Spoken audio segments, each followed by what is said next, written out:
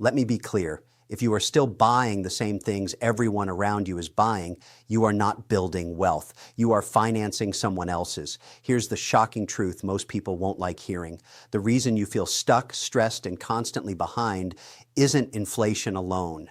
It isn't your salary. It isn't your boss. It's the things you keep buying that silently drain your future. And the worst part is this: you've been trained to defend those purchases. You call them rewards. You call them necessities. You call them normal. That's how the system wins, and you stay average. I'm going to say something uncomfortable right out of the gate. If you don't watch this till the end, you will continue making expensive mistakes without even realizing it. Watch till the end, because this could change how you protect your money. Most people think getting rich is about making more money. That's nonsense. That's what broke people believe. Wealth is about what you refuse to buy. Discipline beats income every single time. I've watched millions get wiped out, not because they didn't earn enough, but because they bought the wrong things at the wrong time for the wrong reasons. This video is about 5 purchases that keep you poor. Not visibly poor, comfortably poor, quietly poor. The most dangerous kind. And we start with the most seductive lie of all. If you want to get rich, stop buying expensive cars you don't need. Let me be brutally honest. The car you drive is not a symbol of success. It's a receipt, a very expensive receipt that tells me exactly how little you understand about money. Most people don't buy cars for transportation. They buy them for validation, to look successful, to feel successful, to silence insecurity. And that insecurity is costing them decades of financial freedom. Here's the brutal truth. Cars are not assets. They are liabilities that depreciate faster than almost anything else you'll ever buy. The moment you drive it off the lot, you lose money. Not some money, a lot of money. Instantly. And yet people line up like obedient consumers to sign 6-year and 7-year car loans. Think about that. You're committing future income, future flexibility, future peace of mind to a machine that will be worth a fraction of what you paid long before you're done paying for it. Let me be clear. If you are financing a luxury car while complaining about rent, inflation, or not having enough to invest, you are lying to yourself. This is exactly how the middle class stays trapped. Not because they don't work hard, but because they confuse looking rich with being rich. You want to know who wins when you buy that car? The dealership, the bank, the manufacturer, everyone except you. And don't give me the excuse that you deserve it. Deserve it for what? For working a job that already consumes most of your time? For staying in the same financial position year after year? That's not a reward. That's a trap. Here's what nobody tells you. The opportunity cost of that car is far more damaging than the car payment itself. It's the investments you didn't make. It's the businesses you didn't start. It's the compound growth you killed before it even had a chance. A $900 monthly car payment invested instead over 30 years doesn't make you comfortable. It makes you wealthy. But instead, people choose leather seats and a logo. This is the system working perfectly. Keep you consuming, keep you financing, keep you impressed by shiny objects while inflation eats your savings and time does the rest. Most people won't like hearing this, but wealthy people don't care what you drive. They care what you own. Let me tell you something from decades of experience. I've sat across from billionaires. I've invested with them. I've watched how they live. And you know what they don't do? They don't light money on fire to impress strangers. They buy reliable cars. They keep them longer. They negotiate aggressively. They understand depreciation. And they never confuse transportation with ego. If you ignore this, that's on you. Now here's where people get defensive. They say, but my car motivates me. No, your car does not motivate you. Debt does not motivate you. Pressure does not build wealth. Discipline does. Motivation fades. Payments don't. And while you're busy paying for that car, something else is happening quietly in the background. Inflation is eroding your purchasing power. Interest rates are punishing borrowers. And the margin for error is shrinking every single year. This is not the time to pretend. This is not the time to play rich. This is the time to protect your downside. Let me be very direct. If your net worth is under control, your income is stable, and your investments are already working for you, fine. Buy whatever you want. But if you're still building, still struggling, still hoping things will work out, then that car is stealing from your future. And here's the psychological trick that keeps people trapped. Everyone around you is doing the same thing. So it feels normal. Normal doesn't mean smart. Normal means average. And average is a dangerous place to be in an inflationary world. The system wants you distracted, focused on upgrades, features, status, not on ownership, cash flow, or freedom. Ask yourself this question honestly. If nobody could see your car, would you still buy it? If the answer is no, you already know the truth. This isn't about never enjoying life. It's about timing. It's about sequence. First you build wealth, then you enjoy it, not the other way around. Most people reverse that order and they pay for it forever. Here's the powerful insight you need to understand. Every dollar you spend trying to look successful is a dollar that cannot make you successful. Read that again. This is the illusion. You think the car signals arrival. In reality, it delays it. And this is only the first mistake, the obvious one, the one people argue about, the one they defend emotionally. The next mistake is far more dangerous because it doesn't look reckless. It looks responsible. It looks smart. It's socially approved. And it's quietly destroying financial futures across the world. Most people never see it coming. And once you understand it, you'll never look at your spending the same way again. If you think this was uncomfortable, good. That means you're paying attention. Let me be clear. The second thing keeping you from getting rich is buying more house than you can afford. This one is dangerous because it's socially praised. People will clap for you. Your family will congratulate you. Your friends will envy you. The bank will smile while locking you into decades of obligation. And quietly, your financial flexibility will die. Here's the brutal truth. The house you stretch to buy is not building wealth. It's anchoring you in place. Most people don't buy homes based on financial logic. They buy them based on emotion, ego, and fear. Fear of missing out, fear of being left behind, fear of looking unsuccessful. So they overbuy. Bigger house, better neighborhood, higher payment, and they justify it by saying real estate always goes up. That statement has ruined more middle-class futures than almost anything else. Let me be very clear. A primary residence is not an investment. It's a lifestyle choice, and lifestyle choices have costs that compound negatively if you get them wrong. Yes, real estate can appreciate, but appreciation does not equal liquidity. Appreciation does not pay your bills. Appreciation does not protect you when interest rates rise, taxes increase, or income drops. And right now, those risks are not theoretical. They're happening. People forget this. Your mortgage payment is just the beginning. Property taxes go up, insurance goes up, maintenance never stops, roofs fail, furnaces die, appliances break, and none of that builds wealth. It drains it. This is the illusion. You feel rich because you own a big house, but your bank account feels poor every single month. Most people won't like hearing this, but house poor is still poor. I see this constantly. High-income earners living paycheck to paycheck because they bought the maximum house the bank would approve. That approval was not advice. It was a sales pitch. Banks are not your financial advisors. They are risk managers for their balance sheets. If they can approve you, they will.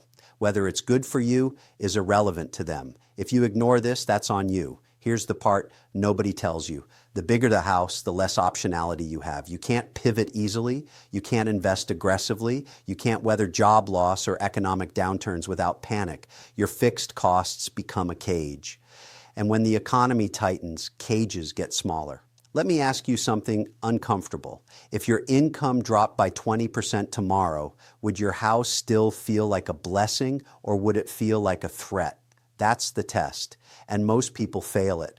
We're living in an era where interest rates have reset higher. That changes everything. Payments are larger, refinancing is harder, mistakes last longer. This isn't the cheap money world people got used to. That world is gone, and yet people are still buying as if nothing changed. This is the system at work again. Normalize debt, celebrate leverage, encourage upgrades, bigger kitchen, extra bedroom, home office you barely use, all financed, all fragile. Let me be brutally honest. The goal is not to impress guests. The goal is to build resilience. Wealth is quiet, fragility is loud. Here's the psychological trap. People confuse stability with safety. They think owning a house means they're secure. but security comes from cash flow, low fixed cost, and flexibility, not square footage. A house locks you into a geography, a payment locks you into a job, and when you combine the two at the edge of your financial capacity, you eliminate freedom. And freedom is the real currency.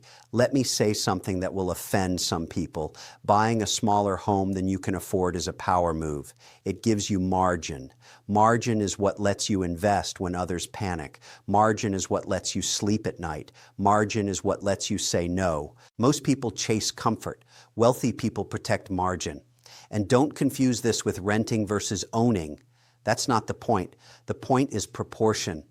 If housing costs dominate your financial life, you are exposed, you are vulnerable, and you are one unexpected event away from stress. The system doesn't warn you about this because stress is profitable. Late fees are profitable. Refinancing is profitable. Selling fear is profitable. Let me be clear, your house should serve your life, not control it. Here's the powerful insight most people miss. The money you lock into excessive housing costs cannot compound elsewhere. It cannot move. It cannot adapt. It cannot seize opportunity. Every dollar trapped in unnecessary square footage is a dollar not working for you. And don't tell me it's for my family. That's emotional cover.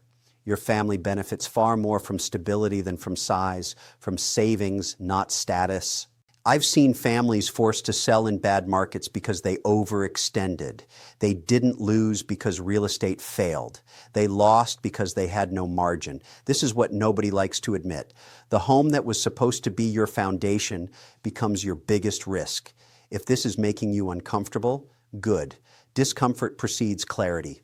Now here's where curiosity should kick in, because cars and houses are obvious. People argue about them, they debate them, they rationalize them, but the next thing people buy is far more invisible. It doesn't come with a big price tag up front. It sneaks into your life quietly, and over time it drains more wealth than cars and houses combined. Most people don't even realize it's happening, and by the time they do, years are gone. This next one is subtle, it's normalized, it feels harmless, and it's one of the most effective wealth killers ever created. Let me be clear. The third thing keeping you from getting rich is buying convenience every single day. This one doesn't look dangerous. That's why it works. There's no big loan, no dramatic purchase, no paperwork, just small, repeated decisions that quietly bleed you dry. This is the most underestimated wealth killer on the planet. Most people don't go broke from one bad decision. They go broke from thousands of it's only a little decisions. Coffee on the way to work, food delivery instead of cooking, subscriptions you forgot you had, upgrades you didn't need, fees you didn't question, all of it justified by the same phrase, I'm busy. Let me be brutally honest. Convenience is the tax you pay for lack of discipline. This is the brutal truth. The modern economy is designed to monetize your laziness and your impatience. Every app on your phone is competing for one thing, your money in exchange for saving you time. And most people never stop to ask if the trade is worth it. Here's the illusion. Because each purchase is small, it feels harmless, but small leaks sink big ships. Most people won't like hearing this, but if you are constantly paying for convenience, you are renting your lifestyle, not owning it. Let me ask you a question you probably don't want to answer. If you added up every convenience expense over the last year, would you be proud of that number or embarrassed by it? That number is the difference between stagnation and progress for most households. People love to say they don't have money to invest. That's rarely true. They don't have money left after convenience. This is the system again. Frictionless spending, one click, auto-renew, no pain, no awareness, until it's too late. Let me be clear. Convenience feels good now, but it steals from you later, and later is when you need money the most. Here's what nobody tells you. Convenience removes intentionality. When spending requires no effort, you stop thinking. And when you stop thinking, you lose control. Wealth requires friction, deliberate decisions, pauses, trade-offs. The wealthy are not obsessed with convenience. They're obsessed with efficiency. Those are not the same thing. Efficiency asks, is this worth it? Convenience asks, how fast can I get it? One builds wealth, the other erodes it. Look at subscriptions, streaming services, software, fitness apps, music, news, cloud storage, meal kits, premium versions of everything. Individually, they look cheap. Collectively, they are a second mortgage, and most people don't even know how many they have. Let me be brutally direct. If you cannot list every recurring charge coming out of your account, you are not in control of your finances. You are being managed by them. This is how the middle class gets suffocated, not by catastrophe, by comfort. And here's the psychological trick. Because you work hard, you feel entitled to ease. You tell yourself you've earned it. But entitlement is not a wealth strategy. Discipline doesn't care how tired you are. I've seen this over and over. People making decent money, wondering why nothing accumulates. The answer is simple. They spend everything that isn't nailed down on making life easier instead of making the future stronger. And let me say something unpopular. Being busy is not an excuse. It's a signal. If you're too busy to manage your money will manage you. This is the uncomfortable reality. Wealth requires you to do some things that are inconvenient. Cook more, plan more, think more, delay gratification. Most people won't do that. That's why most people stay average. Let me be clear. I'm not saying never enjoy convenience. I'm saying stop letting it run your life. Stop letting it drain you silently. The difference between a wealthy household and a stressed one is often nothing more than awareness and restraint. Here's the powerful insight. Money leaks don't announce themselves. They whisper. And if you're not paying attention, they compound quietly in the wrong direction. Every subscription you don't use is a vote against your future. Every convenience purchase you didn't need is a small surrender. And over time, surrender becomes a habit. If you ignore this, that's on you. Now here's where this gets even more uncomfortable, because cars, houses, and convenience are all visible to some degree. You can point to them, you can measure them. The next thing people buy is invisible. It's not on your credit card statement in a way that feels dangerous. It's celebrated, it's encouraged, it's even called being responsible. And yet it may be the single biggest reason people never get ahead, even when they do everything else right. This one hits identity. It hits ego, it hits fear, and most people have never questioned it. Let me be clear. The fourth thing keeping you from getting rich is buying into the illusion of keeping up with everyone else. This one is deadly because it's invisible, it's emotional, and it feels necessary. Your friend's got a new phone, your neighbor's kid drives a luxury car, your coworker upgraded their vacation, and suddenly you're scrambling to match them. You think it's harmless, you think it's part of life, but here's the brutal truth. It's financial suicide disguised as social survival. Most people don't realize how much of their financial life is dictated by comparison. You don't spend money to improve your life. You spend it to measure up to someone else's. And the kicker? No matter how much you buy, it's never enough. The system designed this. It thrives on dissatisfaction. Every upgrade by someone else triggers a desire in you to upgrade too. It's a treadmill with no finish line. Let me be brutally honest. Keeping up kills wealth faster than almost any other habit. Not just the big ticket items like cars or houses, but the cumulative smaller status purchases, branded clothes, fancy gadgets, dinners out, subscriptions, investments in trends you don't understand. All of it adds up. And unlike real investments, these things do not compound. They deplete. They vanish. They leave you exhausted and financially exposed. Here's the hard truth most people won't like hearing. If your financial decisions are influenced by social pressure, you are giving up control of your future. Let me repeat that. If your money is being spent to impress people who don't matter in the long run, you are willingly surrendering decades of freedom for fleeting approval. That's not smart. That's not strategic. That's being exploited. And it happens every day to millions of people who think they're being responsible or fun. Think about this. Every time you justify an unnecessary purchase with everyone else has it, you're signing away opportunity. Opportunity to invest, to save, to create, to grow, opportunity to buy your time back instead of trading it for status symbols. And one day, when an emergency hits or retirement comes, you'll realize those purchases didn't give you happiness. They only delayed it while draining your options. Let me be clear. This isn't just theory. I've seen it with entrepreneurs, professionals, and average families alike. People make good money, live above their means, and wonder why their wealth stagnates. The answer is always the same. They're buying a lifestyle funded by comparison, not strategy, and it always catches up. Always. Here's the reality check most people refuse to hear. True wealth is silent. True wealth is invisible. The wealthy don't announce it. They don't need to. They don't feel the need to prove anything. They focus on what grows, what compounds, and what protects their freedom. Everything else, noise, distraction, and expensive. So ask yourself honestly, are you buying to live or are you buying to be seen? If the answer is the latter, you are sabotaging yourself. You are caught in the system's trap. And let me be clear, escaping it takes awareness, courage, and discipline. Most people will never do it. Most will keep running, spending, stressing. That's why most people remain average. Here's the final insight you need. Wealth is a series of choices, many of them invisible. It's the cars you don't buy, the houses you don't overextend for, the subscriptions you cancel, the convenience you resist, and the comparisons you ignore. Every small, deliberate act of restraint compounds over time. That's how ordinary people quietly become wealthy. Most people won't like hearing this.